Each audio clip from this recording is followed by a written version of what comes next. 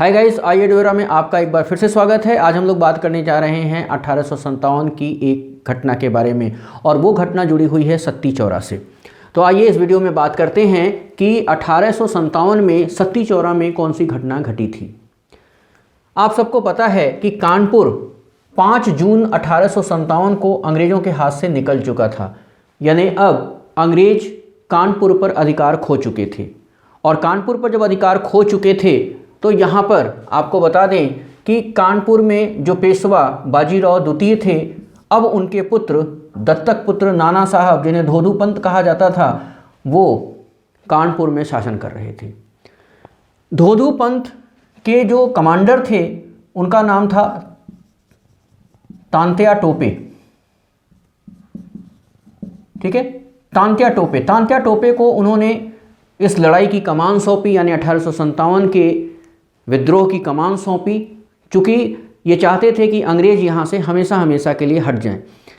उसी समय आपको बता दें कि कानपुर के commander general wheeler Peshwa Bajirao के दत्तक पुत्र नाना साहब के समक्ष आत्मसमर्पण कर दिए और कहा कि आप हमारे और हमारे परिवार की जान बख्श दीजिए।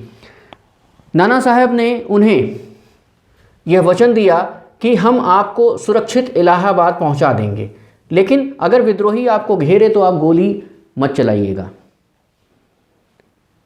कमांडर व्हीलर पूरी तरीके से आश्वस्त किए नाना साहब को कि हम गोली नहीं चलाएंगे।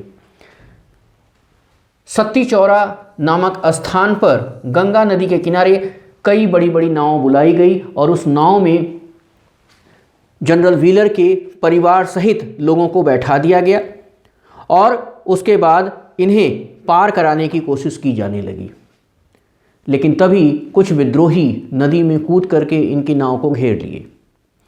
बदले में इनके साथ जो लोग थे, जो हथियारबंद थे, उन्होंने गोली चलानी शुरू कर दी। जिस चीज़ का डर था वही हुआ। सारे विद्रोही इनके पूरे परिवार सहित सभी लोगों को मार डाले। जो लोग भी इनके साथ इलाहाबाद सुरक्षित पहुंचने का सपना देख रहे थे, गंगा नदी में उनकी लाशें उतरा रही थीं। 15 जुलाई 1857 की घटना में हार्टे स्टेट एकमात्र ऐसी गवाह थी जो उन 108 लोगों में बच गई थी, और नाना साहब अपने निजी सैनिकों के साथ इनके परिवारों को, बाकी अंग्रेज़ों को बचाने की भरपूर कोशिश किए। जब इनके ऊपर मुकदमा चला तो ये बात सामने रखी गई हार्टे स्टेट के द्वारा कि नाना साहब ने कभी भी अंग्रेज़ों की हत्या नहीं करवाई, बल्कि इनका तो सहयोग था कि ये 108 अंग्रेज़ों को बचा लिए थे उस समय, और जिनमें एक हम भी प्रत्यक्ष गवाह थे। इसके बाद 20 जुलाई तक कर्नल नील कानपुर पहुंच चुके थे और कानपुर पर कब्जा कर लिए थे।